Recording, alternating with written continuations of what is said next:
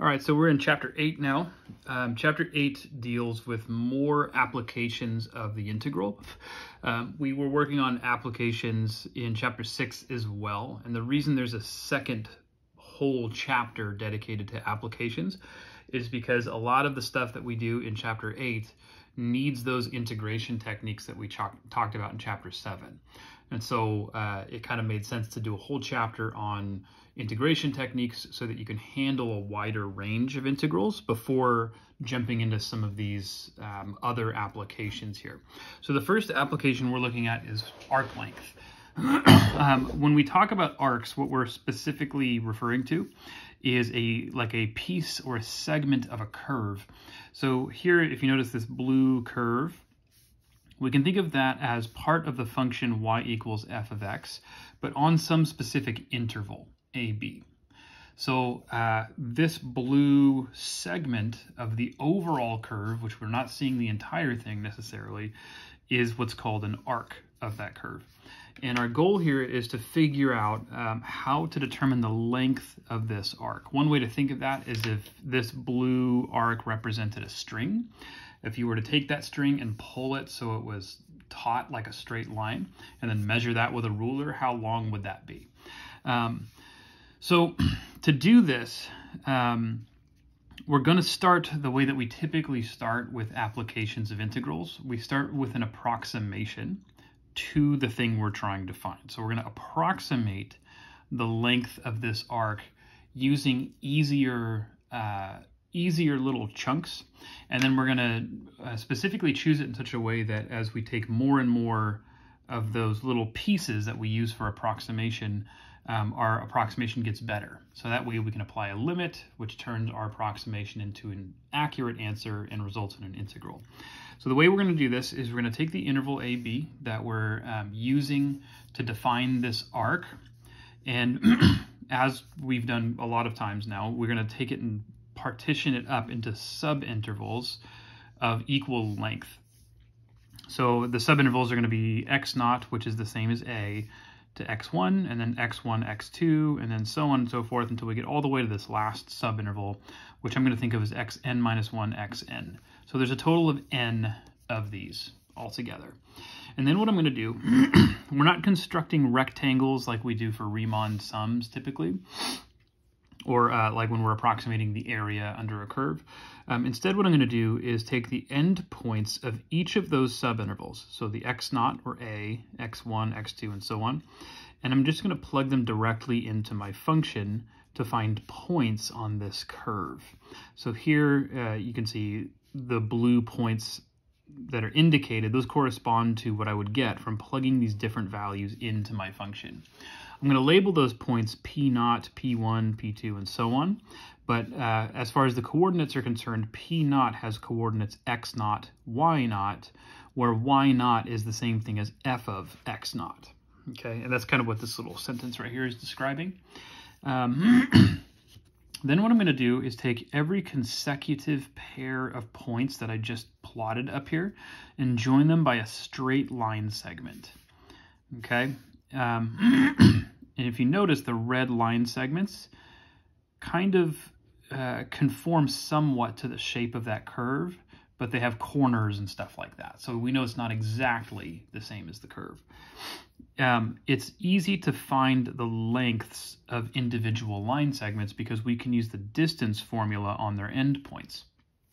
So if I were to find the length of the line segment P0, P1, for example, I can do that by just using distance formula on these 2 points.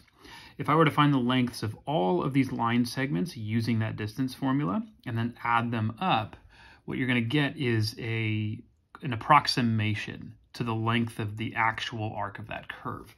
So not only that, I can also see that if I take my interval AB and break it up into more and more subintervals, then I'm going to get more and more of these line segments where these endpoints are brought closer together for each one.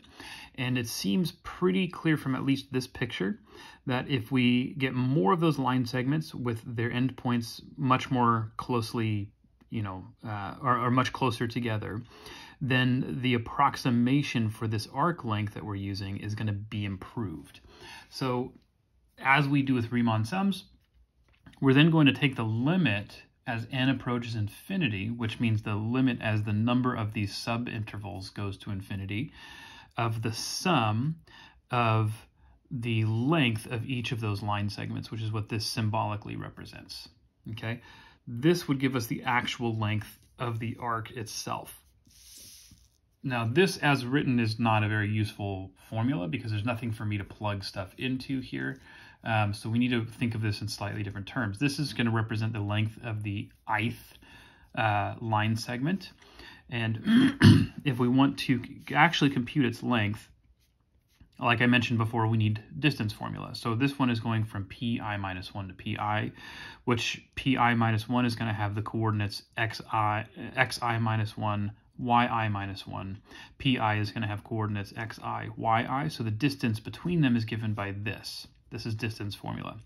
Now you can think of xi minus 1, so that's the difference between these two, as delta x, because that's literally just going to be the length of that one little subinterval. We could also define delta yi to be the difference between yi and y minus 1. The reason I need to call this delta yi and not delta y just by itself is because this value can change depending on which subinterval we're looking at.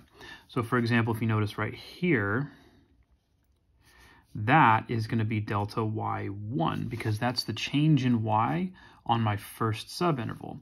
But then over here, this is delta y2 because on my second subinterval, my y only changes by about that much. So you can see visually they're different here. That delta yi depends on which points we're using here, whereas the delta x does not because it's the same for each subinterval.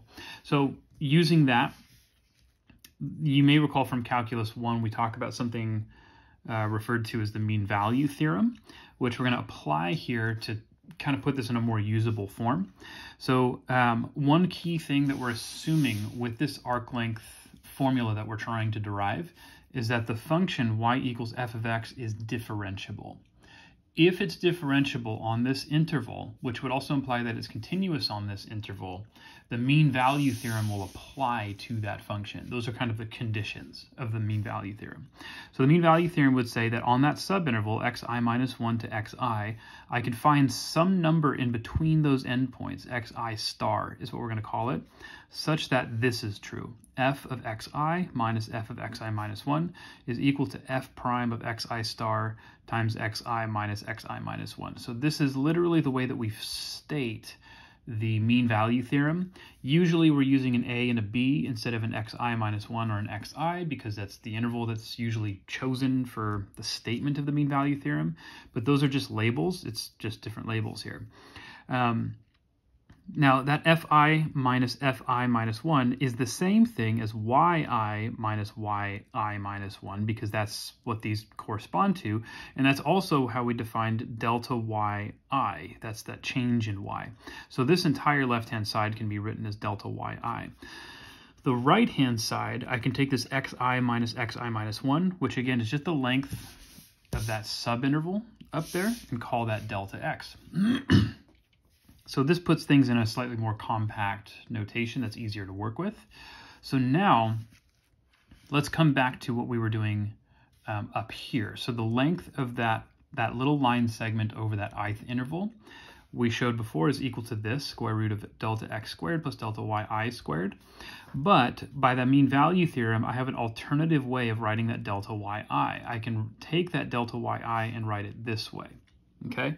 Now, if I square these two terms, then I'm going to have a delta x squared here, and then I'm going to have another delta x squared appearing in this term over here, which I can factor out, and then I can use the square root to eliminate that second power there. So you're seeing here where we're separating that delta x squared under the radical out, and then we take its square root and we just get delta x. Under the radical, what I'm left with is 1 plus f prime of xi star squared. Okay, so keeping that in mind, let's go off to the next page here. So back to how we define the length of the arc, it's the limit as n goes to infinity of the sum of each of those line segments, but we just showed that the sum of the ith line segment looks like this, the square root of 1 plus f prime of xi star quantity squared times delta x. This thing right here is the limit as n goes to infinity of a Riemann sum, where the function appearing in that sum is this radical function here. So as soon as we apply that limit, this, as we know, turns into a definite integral, where this thing is telling me what the integrand is going to look like. That leads us to this result here. So if f prime is continuous on the interval AB, then the length of the curve y equals f of x, where x is between a and b, is equal to this definite integral right here. Now this condition here, where we assume that f prime is continuous on the closed interval AB, is basically just ensuring that we have kind of a smoothness to these curves without any sharp corners or anything like that. So this is going to be the case for pretty much all of the functions that we look at. Typically, we're not going through steps to verify this condition, although, you know, depending on the function that you're given, you might need to do that. So here is the formula that's kind of guiding the rest of the stuff that we do in this section. Let's try an example. I want to find the length of the curve y equals natural log of cosine of x on this interval, 0 to pi over 3.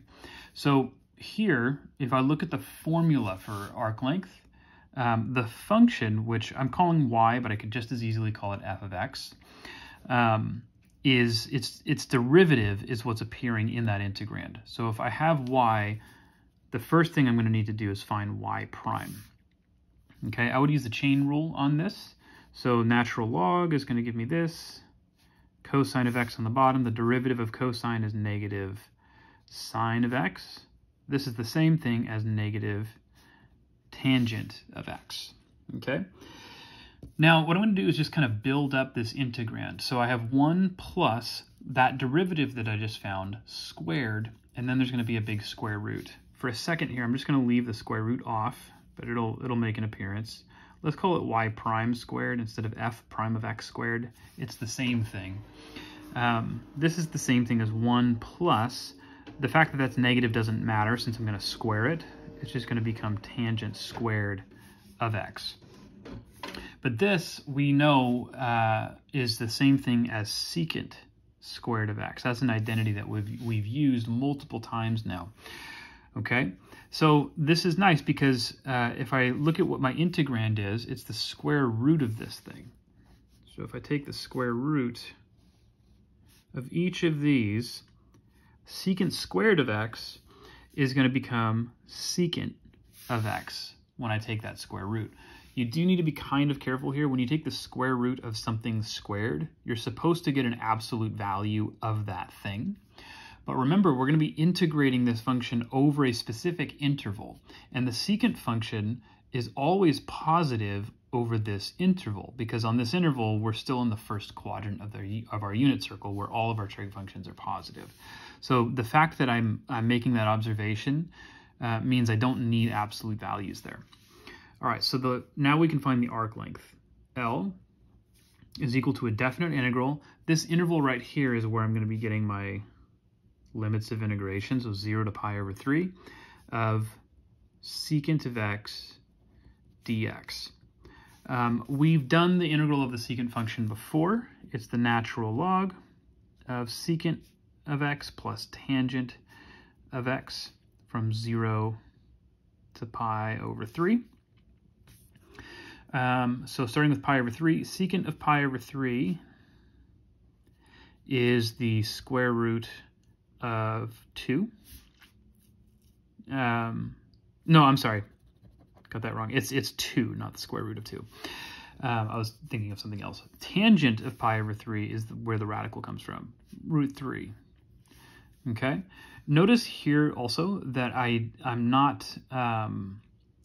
including the absolute value symbols that I did here, and that's because I know that 2 plus root 3 is a positive number, so the absolute values are redundant there.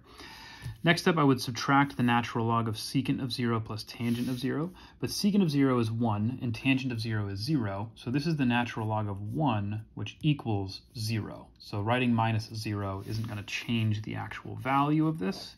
It's just the natural log of 2 plus root 3. Okay, so that's one example down.